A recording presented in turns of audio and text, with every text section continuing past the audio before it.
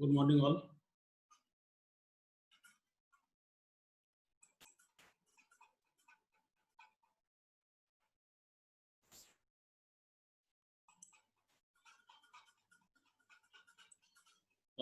Assignment submit केलं असतं ना गुगल फॉर्मला सर्वांनी? का हेड मॉड्यूलला सबमिट केलं तुम्ही? गुगल फॉर्म केलं सर. गुगल फॉर्मवर केलं. बाकीचे हा सर गुगल फॉर्मवर केले. सर्वांनी गुगल फॉर्मला केलं ना? हा सर. ठीक आहे, हो सर. चालतं.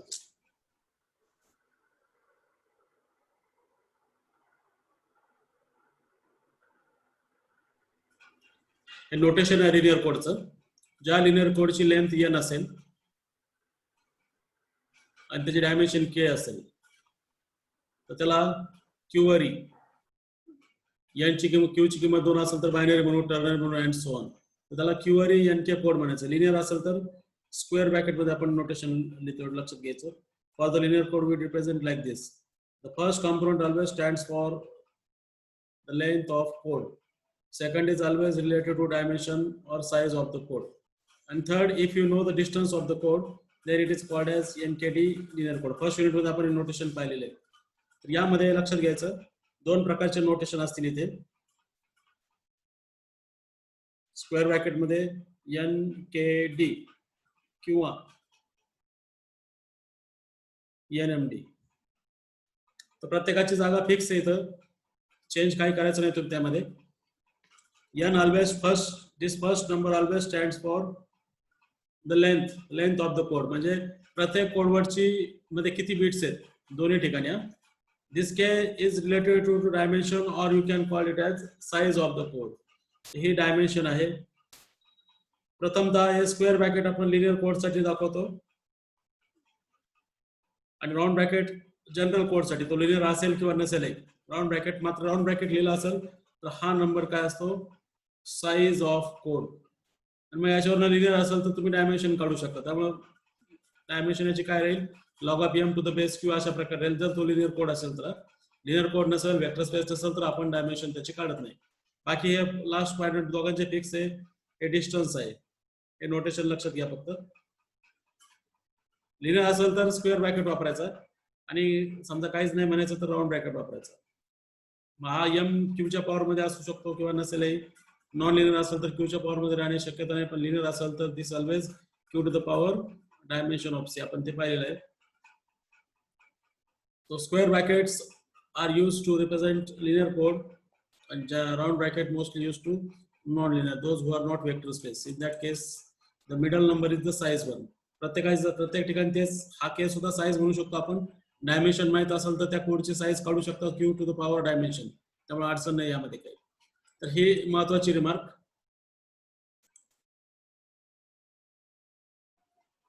आता डेफिनेशन पाहूयात. Self orthogonal code. नावातच येत्या. याच्यात काय असणार, सेल्फ ऑर्थोगोनल म्हणजे काय असेल, आपण त्या माग पहिले डेफिनेशन सेल्फ ड्युअल वगैरे ते पाहिलं त्या प्रकारेच आहे ते. सेल्फ ऑर्थोगोनल काय असेल, जर सी हा सी परचा सबसेट असेल, a linear code, suppose let C be a linear code or some field, suppose let's see with the linear code, then this code C is said to be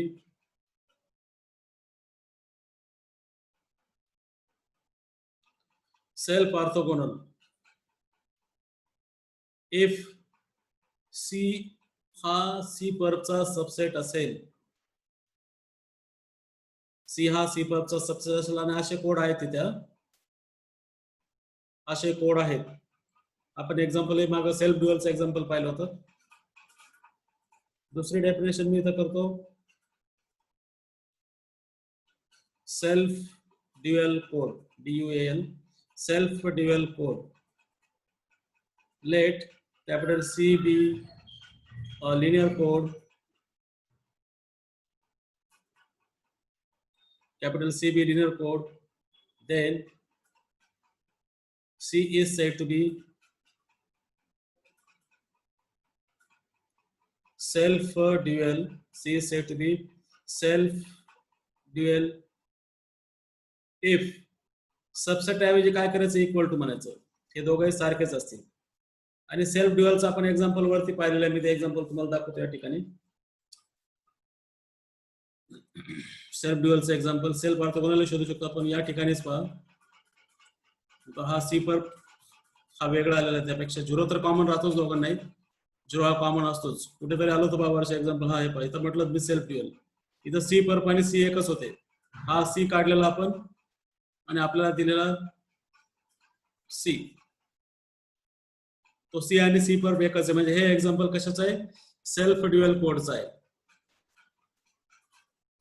this is example of self dual code. ठीक आहे, दोन definition आल्या लक्षात. Self orthogonal म्हणजे काय, तो जो code आहे ज्याला तुम्हाला सेल्फ ऑर्थोगोनल म्हणायचं, तो त्याच्या परचा सबसेट असावा. जो सबसेट ऐवजी इक्वल टू असेल तर त्याला सेल्फ ड्युअल म्हणायचं. तर self dual is a self orthogonal, but self orthogonal is not a self dual. Self dual code, self dual code is self orthogonal code. Self dual हा self orthogonal असेल कारण C हा C चा subset असतो, त्यामुळे C is a subset of C perp म्हणणार, कारण self dual मध्ये सी आणि सी पर इक्वल टू आहे. But self orthogonal is not self dual. नाही तर मग दोघं वेगवेगळे नावं दिलेच नसते सेल्फ ड्युअल. त्याचं एक्झाम्पल शोधा तुम्ही, find out the example for this. Homework तुम्हाला नोट डाउन करा. Find example of linear code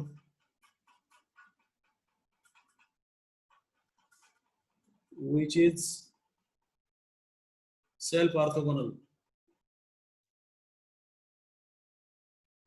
but not self-dual code. लिहून घ्या example आहे. Find the example of linear code which is self-orthogonal but not self-dual. Every self-dual is self-orthogonal, but self-orthogonal need not be a self-dual code. हे linear अल्जेब्रामध्ये आला असेल, तुम्ही तिथं फक्त finite field apply करून त्या ठिकाणी हे एक्झाम्पल शोधून काढा, नोट डाऊन करा वाटल्यास. Find example of linear code which is self orthogonal but it is not self dual code. म्हणजे C subset of C perp आहे, पण सी पर्प हा सी चा सबसेट नाही असं दाखवायचंय. C subset of C perp आहे, C perp is not subset of C. Okay, we'll discuss important proposition on this.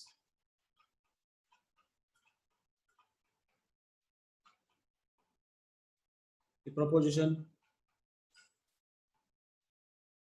dimension बद्दल कमेंट करायचं. The dimension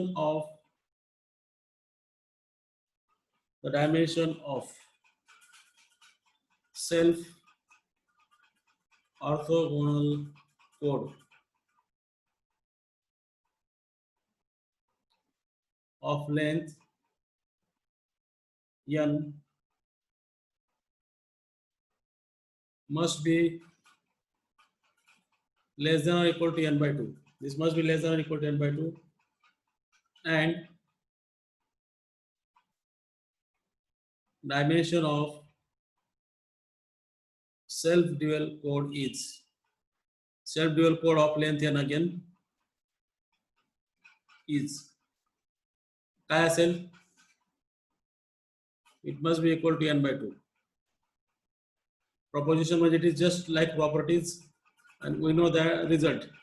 Let C be linear code over feed FQ of length n, म्हणजे FQn चा तो subset आहे. मग आपल्याला एक result माहिती आहे, we know that dimension of C आणि डायमेन्शन ऑफ सी पर्प हा काय असतो, लेंथ ऑफ कोड असतो. हा रिझल्ट आपण पाहिलेला आहे. याचा काहीतरी आपण वापर इथे करूयात. आता यातला पहिला पार्ट काय, if C is self orthogonal code त्याला इक्वेशन 1 म्हणतो मी. If C is self orthogonal chord, that is C is a subset of C perf, what it implies त्याच्या डायमेन्शन बद्दल काय सांगता येईल? C हा C perf चा सबसेट असेल तर सबसेटची डायमेन्शन म्हणजे C हा C perf चा सबसेट आहे थोडक्यात. दोघे लिनियर कोड आहे. तर C चं डायमेन्शन आणि C perf चं डायमेन्शन तुलना केली तर डायमेन्शन ऑफ C perf हे काय असेल? Greater than equal to dimension of C असेल.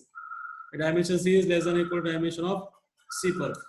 याचा आपण इक्वेशन 1 मध्ये वापर करूयात मग.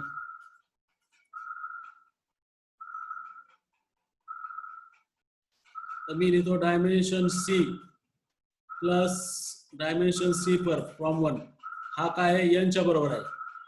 आणि जर आपण इकडे लिहिलं डायमेन्शन C साठी डायमेन्शन C आणि पुन्हा डायमेन्शन C लिहिलं तर ह्या दोन टर्म सारख्या आहेत पण ही जी टर्म आहे ही काय याच्यापेक्षा लेस दॅन इक्वल टू आहे म्हणून इथं लेस दॅन इक्वल टू म्हणजे 2 times dimension of C is less than equal to n.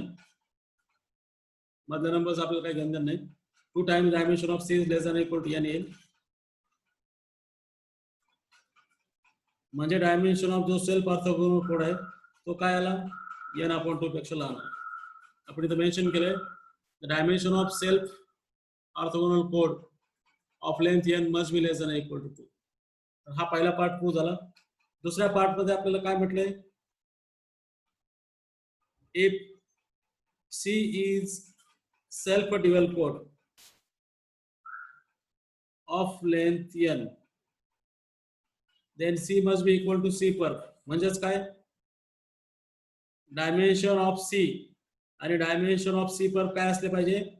सारखेच असले पाहिजे. आता त्याच इक्वेशन मध्ये व्हॅल्यू ठेवा. C perf ची डायमेन्शन ही काय आहे?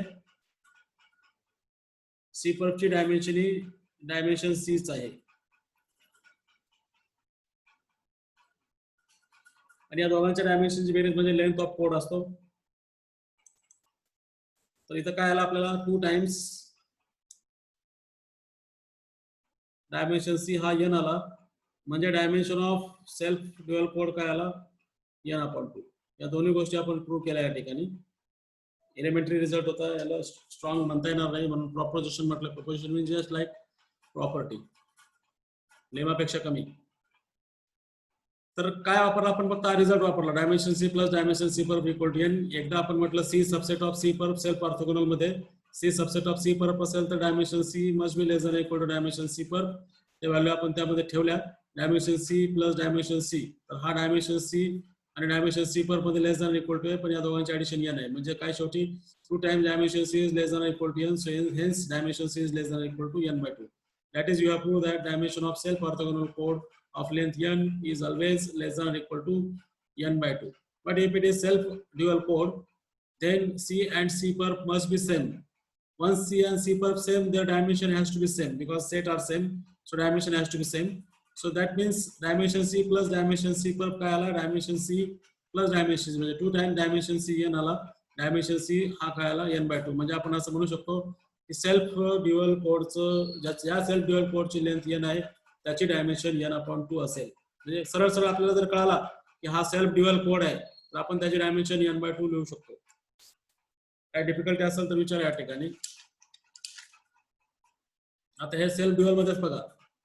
सेल्फ ड्युअल मध्ये उदाहरण बघा. मग कालच्या एक्झाम्पल मध्ये आपल्याला काय आलते तर C ची पण डायमेन्शन 2 आलती आणि C perf ची पण डायमेन्शन 2 आलती. दोघंही एकच होते.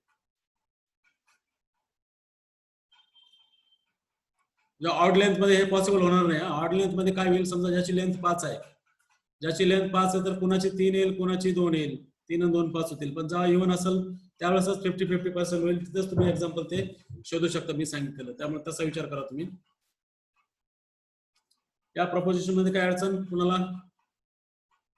अनम्यूट करून बोलू शकता.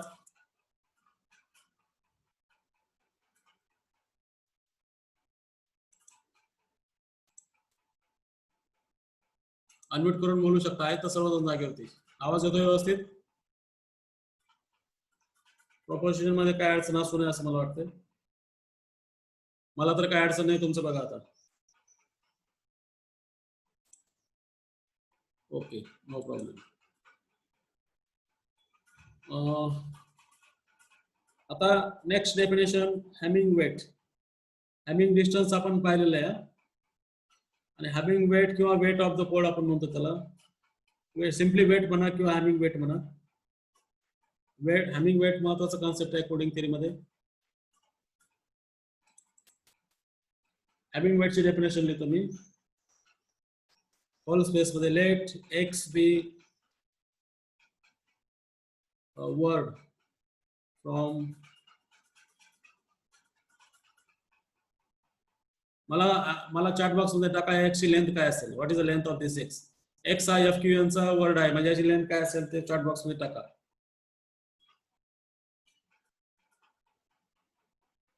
तोपर्यंत डेफिनेशन लिहितोय तुम्ही. What is the length of x.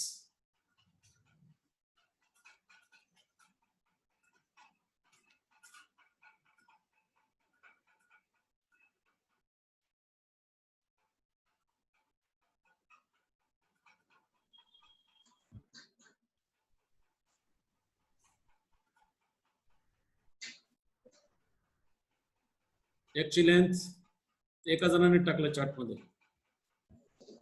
ठीक आहे ओके बरोबर आहे. हा एन म्हणजे जे एन बिट्स आहेत F Q cross F Q cross F Q cross. जसं आपण R N R cross Cartesian product लिहितो तसंच एफ क्यू एनचा आहे. तर याची लेंथ एन असेल. तर आता हॅमिंग वेट जो आहे तो आपण हॅमिंग वेट लिनियर कोडच्या वर्डलाच डिफाईन करू शकतो. नॉन लिनियर कोडला आपण त्याला फक्त वेट म्हणू शकतो. वेट ऑफ कोड किंवा वेट म्हणजे प्रत्येक वर्डचं तसं वजन काढता येतं आपल्याला, काय अडचण नाही. शक्यतो लिनियर कोड मध्ये त्याचा फायदा होतो काढण्याचा. which is denoted by weight of x, WT of x. WT stands for weight and defined to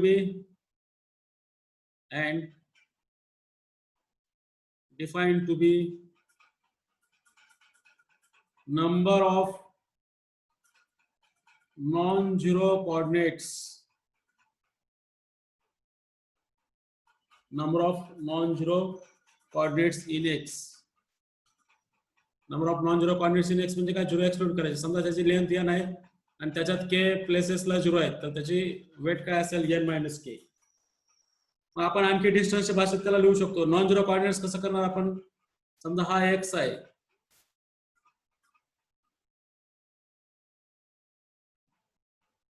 याचं वेट काय असेल.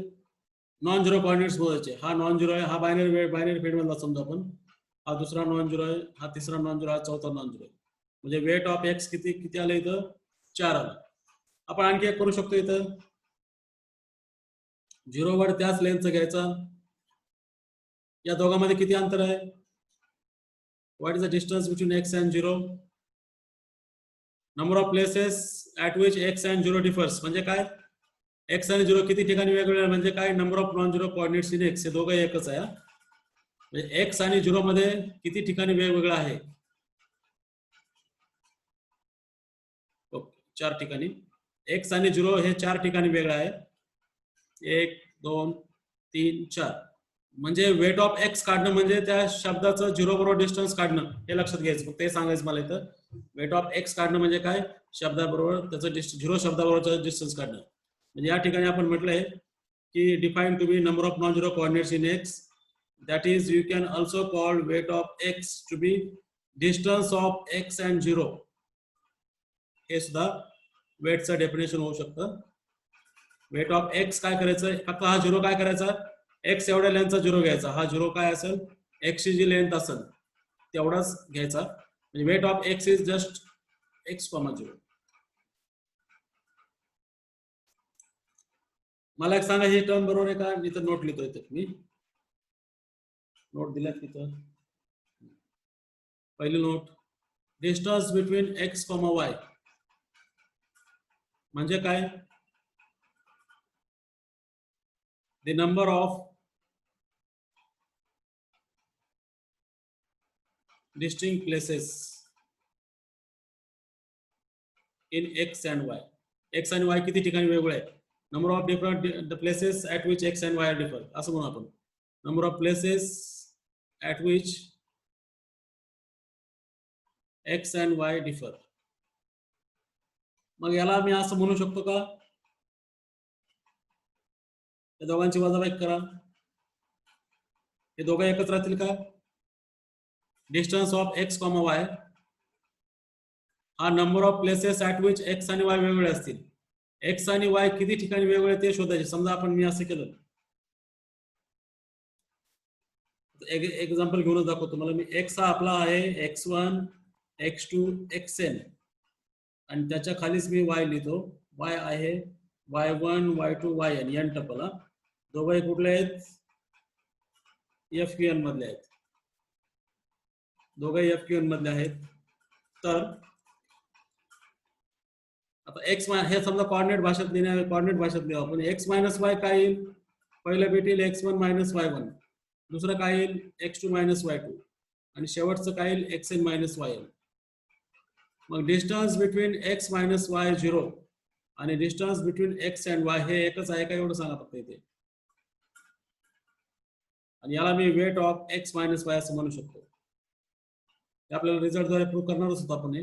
ते गोष्ट इथे समजून घ्या. तर ह्या तिघही गोष्टी काय आहेत? एकच आहेत. ही झाली पहिली रिमार्क. दुसरा आणखी एक रिमार्क आहे.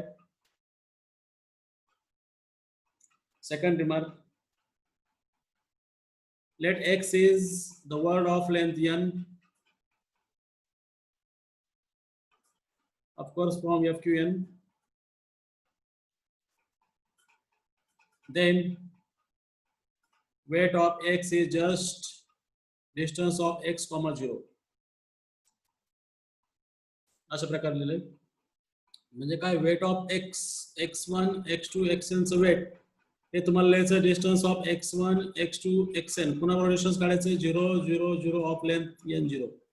म्हणजे तुम्ही काय कराल? x1 आणि 0 सारखा आहे का किंवा वेगळा आहे? x2 आणि 0 मधला डिस्टन्स एक एक बिट घेणार आपण. हा आणि हा सारखा असेल तर 0 लिहिणार, वेगळा असेल तर 1 लिहिणार. या प्रकारे डिस्टन्स ऑफ xn 0 या साईड लिहिणार आपण. म्हणजेच काय केलं आपण? याला वेट ऑफ x1 म्हणू शकतो. म्हणजे याचं वेट काढायचं आहे. वेटचा फॉर्म्युला लिहितो आपण. वेट ऑफ x1 म्हणू शकतो, वेट ऑफ x2 म्हणू शकतो आणि शेवटच्याला वेट ऑफ xn म्हणू शकतो. एखाद्या शब्दाचं वेट काढायचं, प्रत्येक बीटचं काढा. आता एखाद्याचं वेट 0 असेल तर 0 म्हणायचं आणि नॉन 0 असेल तर 1 म्हणायचं. कारण बायनरी मध्ये 0 नसते. तर 0 असेल तर वेट 0 असेल. इथं वाटल्यास मेन्शन करतो मी. एक बीट असेल. weight of xi is 0 and 1 if x is 0 and if xi is non-zero. तो टर्नरी असेल तर तिचं वेट 2 आहे तर 2 समजायचं नाही. तो नॉन 0 असेल तर 1 समजायचं आणि 0 असेल तर 0 समजायचं. बस 0 वेट हे वेट ऑफ बीट. बीटचं वेट हे फक्त 0 आणि नॉन 0 ठरवायचं. तो नॉन 0 असेल तर त्याचं वेट 1 समजायचं. तो 0 असेल त्याचं वेट काय समजायचं? 0 समजायचं. याप्रमाणे एक्झाम्पल दिलेले की एखादं वेट वगैरे काढायचे. ते एक्झाम्पल काय दिलेलं नाही, डायरेक्ट रिझल्ट दिला. ठीक आहे, आपण एक्झाम्पल आल्यानंतर पाहूया त्याच्यावर. ह्या हॅमिंग वेट मध्ये काय डिफिकल्टी कुणाला नसेल तर कमेंट मध्ये टाका, नो प्रॉब्लेम म्हणून. वेट म्हणजे non 0 bits in that word. सरळ सरळ नॉन 0 बिट्स काउंट करायचे. नॉन 0 बिट काउंट करा किंवा डिस्टन्स आपल्याला माहिती आहे. डिस्टन्स x आणि 0 हे किती ठिकाणी वेगवेगळे आहेत. 0 ला मॅच होत असेल तर 0 आपण 0 समजतो आणि 0 ला मॅच होत नसेल तर तो आपण 1 समजतो. अशा प्रकारे मला वाटतं हॅमिंग वेट मध्ये काय कोणाला अडचण असू नये. अनम्यूट करून बोला किंवा चॅट मध्ये मेन्शन करा. You can mark your attendance also right now. Attendance ही मार्क करा. 20 पार्टिसिपंट आहेत आज. हा बोला. तर हॅमिंग डिस्टन्स आणि हॅमिंग वेट मध्ये ऍक्च्युअल फरक काय आहे मग? हॅमिंग डिस्टन्स हे आपण 2 पॉइंट मध्ये काढतो आणि वेट हे वर्डचं काढतो, एका वर्डचं. इथं लक्षात घ्या आपण काय केलंय. पण डिस्टन्स आपण काय रिलेशन काय लिहिलं आपण इथं पाहता डेफिनेशन मध्येच. एक्स हा वर्ड आहे, त्या वर्डचं वेट म्हणजे काय आपण केलं? 0 बरोबर डिस्टन्स केलं. डिस्टन्स आणि वेट मध्ये फरक आहे.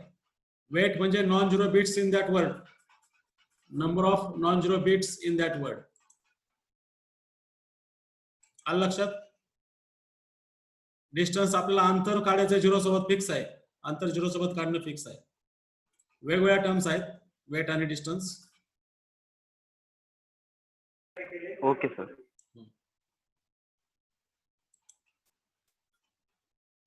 वेट हे वर्डचं काढतो आणि डिस्टन्स हे 2 पॉइंट लागतात आपल्याला त्याला. त्यातला एक पॉइंट कंपल्सरी 0 आहे. आणि ज्याचं वेट काढलं तो 1 आहे. एवढंच रिलेशन दोघांमध्ये.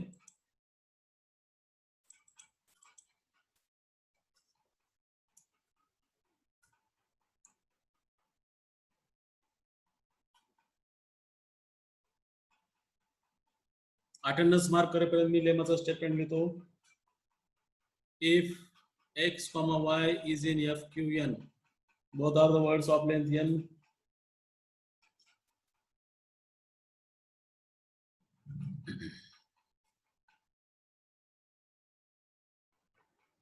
ठीक आहे. आता आपल्याला हे प्रूव्ह करायचं इथं जी चर्चा केली होती. Then distance of x, y तुम्हाला दाखवायचंय weight of x minus y. Distance of x, y तुम्हाला हे प्रूव्ह करायचंय. करता येईल का प्रूव्ह? आता ऍक्च्युअली वर चर्चा केली आपण, हे रिमार्क मध्ये चर्चा केली, पण ऍक्च्युअली हे लेमा प्रूव्ह करायचं आपल्याला. त्याच्यात जर मला सांगा, केसेस करू आपण. वर्ड हा कोणताही असेल ना, if x is 0, y is 0, what is distance of x, y? कोण सांगेल? दोघे 0 0 0 वर्ड्स आहेत लेंथ यांचे. मी म्हणतो for any xy in FQN you are making the cases.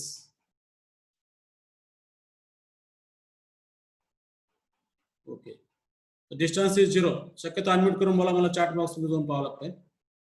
Distance of x, y is 0. आणि what is weight of x minus y? x 0 आहे, y 0 आहे. तर weight of x minus y म्हणजे weight of 0 काय असेल? 0च असेल. तर या केसमध्ये डिस्टन्स xy आणि वेट x मायनस y हे एकच आहे. दुसऱ्या केसमध्ये असं होऊ शकतं की x हा 0 आहे, y हा नॉन 0 आहे. कोणताही एक 0, कोणताही 4 केस करणार नाही आपण. कोणताही एक 0, कोणता एक non 0.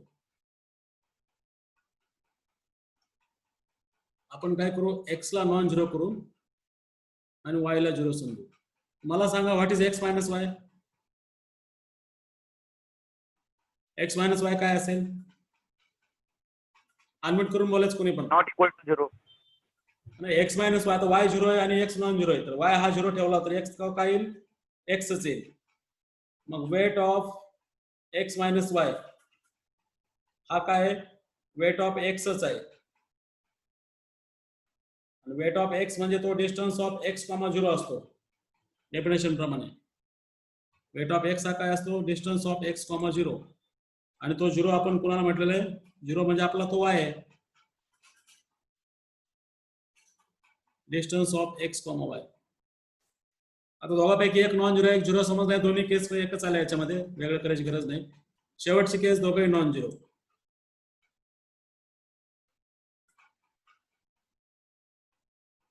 Case 3, if both x is non-zero, y is non-zero.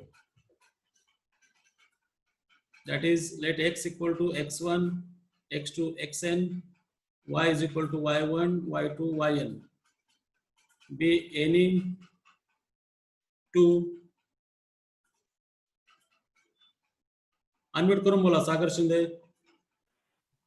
हा सर, ते वरती जे आपण म्हणजे x ची हे काढले ना, वेट काढले ना. हा, तर तिथं ज्यावेळेस ऑलवेज म्हणजे जर x इज इक्वल टू 0 जर नसेल तर ते म्हणजे डिफरन्सच येईल का तिथं? तो वेट म्हणजे डिफरन्सच असेल का? नाही, मला कळलं नाही काय म्हणत तुला. x इक्वल टू 0 घ्यायचा, सांगा.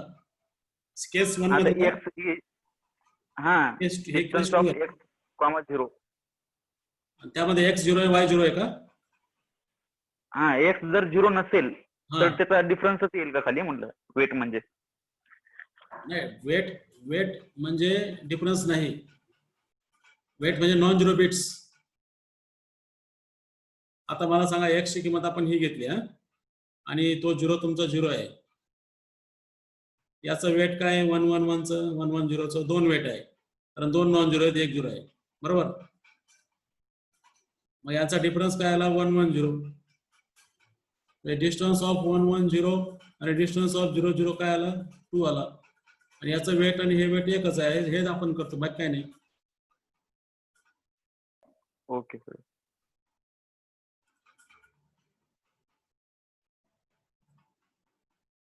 Be any two non-zero words. Attendance mark केली सर्वांनी.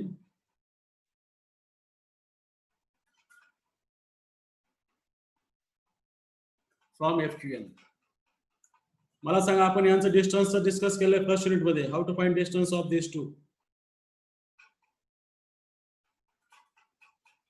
तुम्ही वाचत असाल आठवत असाल तर या दोघांचं डिस्टन्स आपण कसं काढतो. डिस्टन्स चालू करून बरोबर वेट कडे जाईल ते कसं काढतो आपण यांचं D of distance. x1 distance of D of x1 minus x1 comma y1 d of x1 y1 plus d of D of x1 x2 y2 and so on d of x and yn. आता हे beats आहेत x1 y1 मधला अंतर. याला मी असं म्हणू शकतो का distance of x1 minus y1 comma 0 असं करू शकतो का.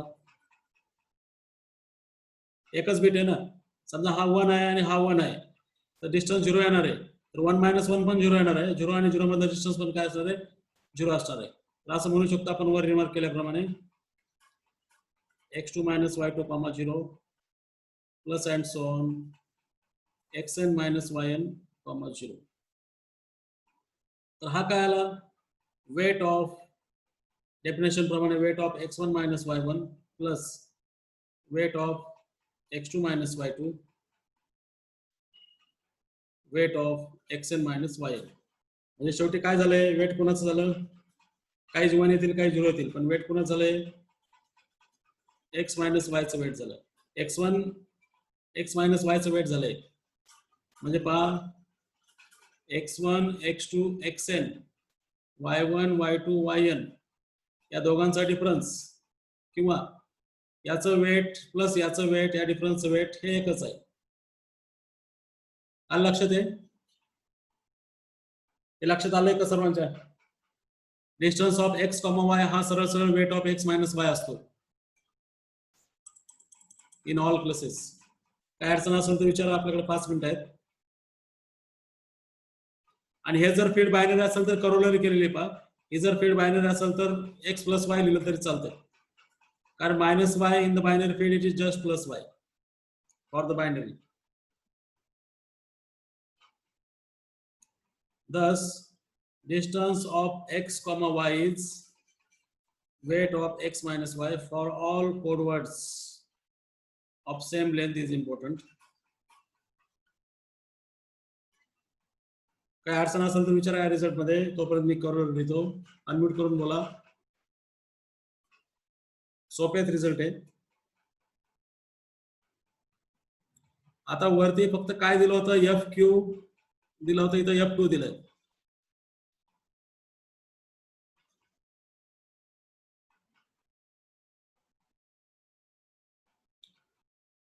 तर मायनस ऐवजी प्लस लिहितो आपण. So for all xy in F2n वरती Q ची किंमत कोणताही प्राइम नंबर किंवा प्राइम पॉवर होता इथं फक्त 2 घेतलेला आहे. We know minus a is equal to a for every a in F2 तर F2n म्हणा काय म्हणा काय प्रॉब्लेम नाही. अशा ठिकाणी डिस्टन्स ऑफ x y वरच्या प्रमाणे तो काय असेल weight of x minus y आणि weight of x minus y ला मी मायनस y ला काय करतो प्लस y करतो since minus y is plus y. Binary मध्ये -1 म्हणजे +1 असतो आपण पाहिलेलं आहे. बाकी काय नाही. 0 तर आहे तसाच राहतो. बायनरी मध्ये मायनस म्हणजे प्लसच राहतं. अशा प्रकारे जर बायनरी असेल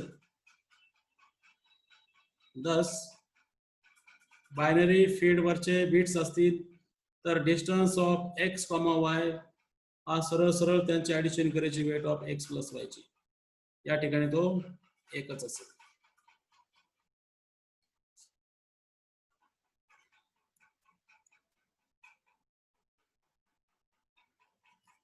काय डिफिकल्टी असेल तर विचारा. पुढचा टॉपिक आता उद्याला सुरू करू आपण. लेमा येतो काय 3 मिनिटांमध्ये होणार नाही आपलं. व्हिडिओ चालू करा सर्वांनी. Put your video on.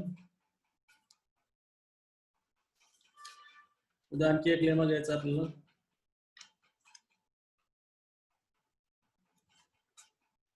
काय डिफिकल्टी यामध्ये?